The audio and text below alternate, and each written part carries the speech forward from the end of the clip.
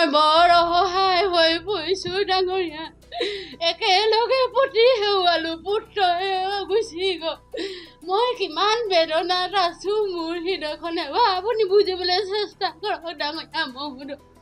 মই বহুত ধৈৰ্য ধৰিছোঁ, বহুত হেৰি কৰিছোঁ, কিন্তু মই এতিয়া ভাগৰি পৰিছোঁ।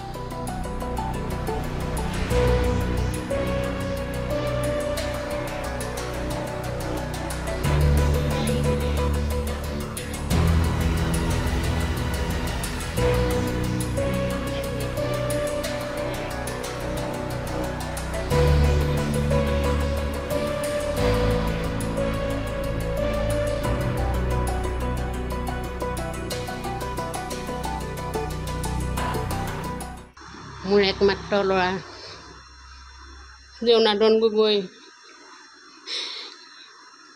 22-16 এপ্ৰিলত ঘৰখনৰ পৰা ওলাই গ'ল। আজিলৈকে মই তাৰ একো খা খবৰ পোৱা নাই। তাৰ অবিহনে মোৰ হৃদয়খন ভাগি পৰিছে। মই পৰশুৰাম মহোদয়ক অনুৰোধ কৰিব বিচাৰিছোঁ, মোৰ হৃদয়খনক এবাৰ আপুনি চিন্তা কৰি চাওক, মোৰ ল'ৰাটোক আপুনি পঠিয়াই দিয়ক। এগৰাকী নাৰীয়ে 3জন পুৰুষৰ আশ্ৰয়ত থাকে। বাল্যকালত পিতৃ আশ্ৰয়ত, যৌৱনকালত স্বামী আশ্ৰয়ত, বৃদ্ধকালত পুত্ৰ আশ্ৰয়ত। কিন্তু এতিয়া মোৰ এই বৃদ্ধকালত মোৰ স্বামী নাই, মোৰ পুত্ৰ নাই।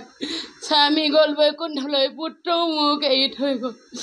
গতিকে মই আপোনাক কাতৰে অনুৰোধ কৰিছোঁ, মই পুনৰবাৰ আপুনি মোক পঠিয়াই দিয়ক ল'ৰাটো। পত্নীৰ কথা ভাবি, তোৰ সন্তানৰ কথা ভাবি আৰু মাৰ কথা ভাবি তোৰ ঊৰ্ধ্বতম কৰ্তৃপক্ষৰ অনুমতি লৈ ঘৰলৈ ঘূৰি আহ। এগৰাকী পত্নী স্বামী কাষত নাথাকিলে, এগৰাকী মাকে সন্তান কাষত নাথাকিলে বা এটা পুত্ৰই দেউতাক কাষত নাথাকিলে কেনেকুৱা অনুভৱ কৰে, সেয়া ভুক্তভোগীয়েহে জানে। গতিকে সকলোবোৰ বুজি ঘৰলৈ যেন ঘূৰি আহ, তাকে মই কামনা কৰিছোঁ।